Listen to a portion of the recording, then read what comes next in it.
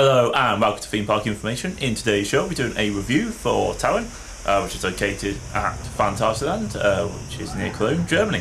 Now this is a roller coaster I was really looking forward to, couldn't wait to go on. In fact, I realised it's pretty much the major draw for this park. It's the big attraction and it does not disappoint. It is a really good ride. Let's get that straight off the bat. It's a really high quality ride.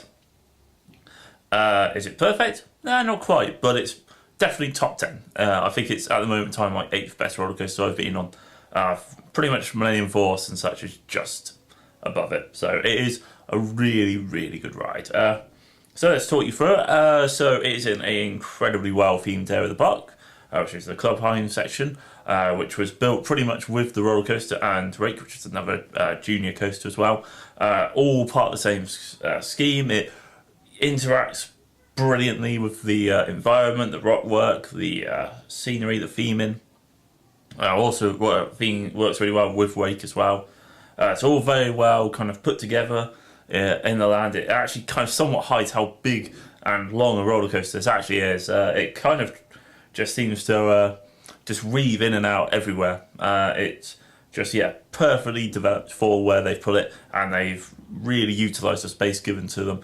And they've built a stunning ride in that space, and the theming just adds to the experience. It makes it a really immersive, really kind of in-depth kind of area of the park.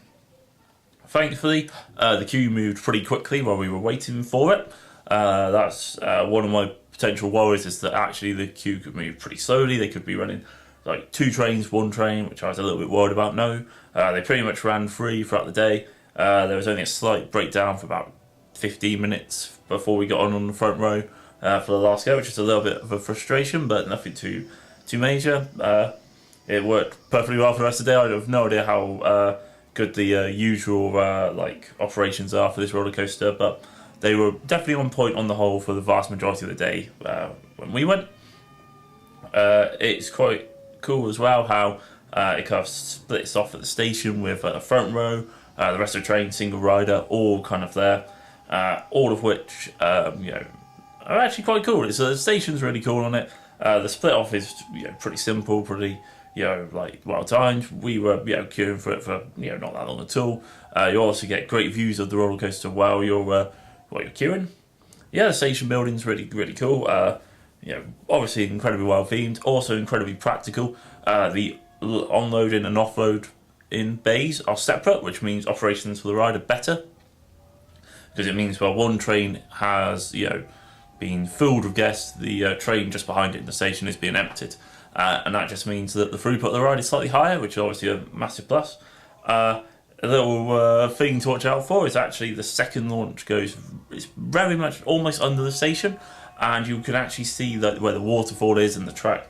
If you look out of the left-hand side, which is where the train goes actually, you can actually see it launching up, which is a really cool little feature. I'm not sure if it's deliberate, but it just happens to catch it perfectly.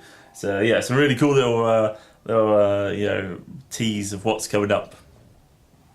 The trains are comfortable. The restraint system is really comfortable as well. Very similar to what they have at Helix at Liseberg. Very similar kind of design. Very kind of comfortable. I mean, possibly could do with a little bit more side padding. It's very easy to be thrown left or right on this roller coaster with some real force on it. I'll put it this way: you can easily end up, in the other person's lap. I think, which may or may not be a win. I don't know. It's pretty forceful. So that's a slight improvement they could do. So pretty much, you go in. Usually dispatch the trains really quickly. They obviously have to wait for the train to clear a certain point on the track while it's going around the train before, so it's safe to launch you. And when that happens, you go.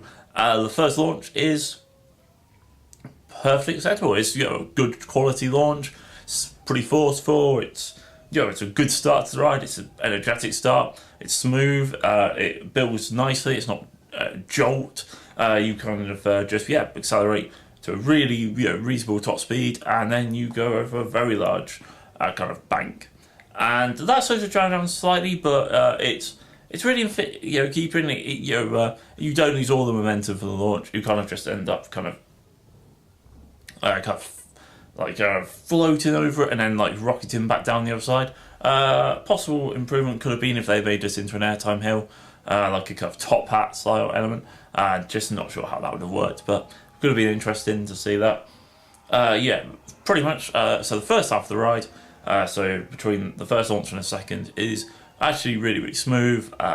It transitions really well between different airtime hills or bank turns and such. It really does corner quickly. Like the turns on this ride are pretty hairpin, to say the least. It doesn't mess about with any of the transitions between the elements. It interacts really well with the train as well, which the whole ride does as a whole. But for the first section, it seems to I just be going through or under things more often. It obviously interacts as well with the walls of the Club Pine section, which are all perfect rock work. Look really stunning as well. Really adds the environment and effect of the ride.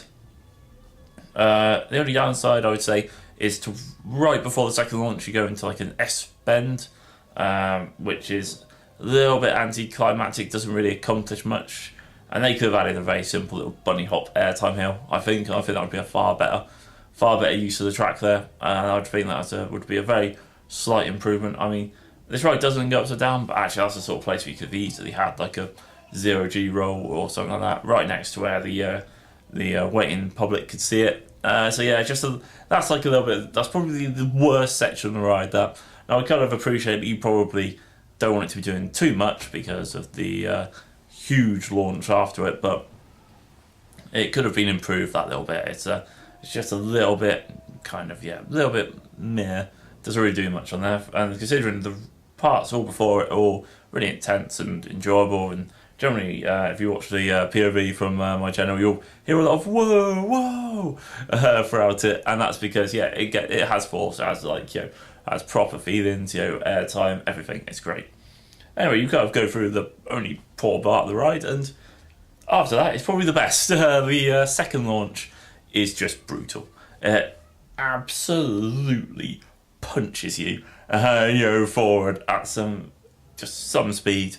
I don't know where it comes from, I don't know how it goes so quickly, but you just literally just seem to just bellow out, and it just seems to be like a proper kind of primeval kind of like sound it makes as well, right beneath the ride, right in the depths of the Cloakine section. It's such a good, it's just so cool. It just seems to absolutely hurtle through it, and then the climb out is just so perfect. The water full feature effect works perfectly with it. I mean, it actually kind of somewhat hurts if you get hit by some of the water. You're going that quickly. It's one of the things. It's not a light mist which hits you. You get properly slapped by it. And then you just go up, and then you kind of go a really. I don't know what I think about it. It's a really cool kind of floaty kind of like. If you like, it's the highest point in the ride, and it just means you just get a whole sense of the scale of it. Like the Cloakine section, it's so cool.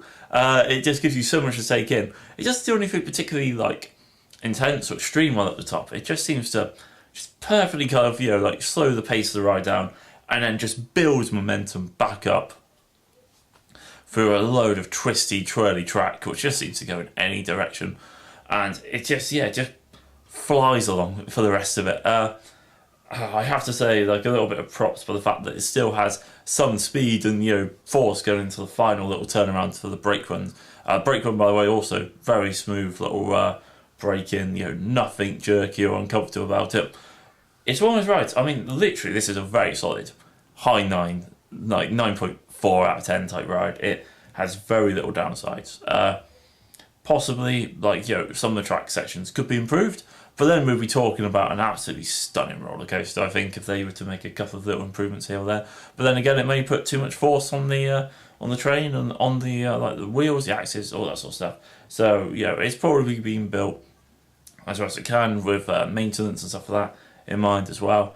There's no real negatives though. I mean, the train could do with a bit more padding, but then again, being thrown around really adds to the experience and shows how tense and forceful this ride actually is.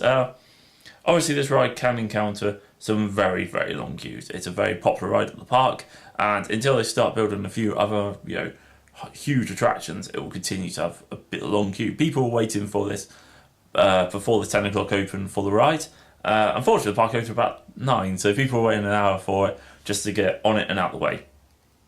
I'd recommend not starting the queue straight away, because actually if you were to give it like 20 minutes, half an hour, you literally will still be on the ride really quickly, and you might as well literally just be wandering around having a look, getting your bearings. I took loads of photos, for example, when I was waiting for it. It's a really, really good ride though. I mean, you look at the location, really good location. It has multiple angles for photos.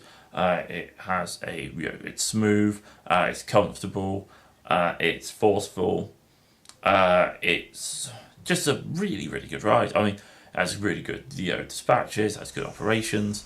It just generally ticks every box. The problem is it's not as good as Helix, it's not as good as Maverick, to give people of other countries some sort of idea. But overall, a definite top quality ride, and well worth going to the park for. Anyway, guys, catch you later on the next review for Theme Park Information.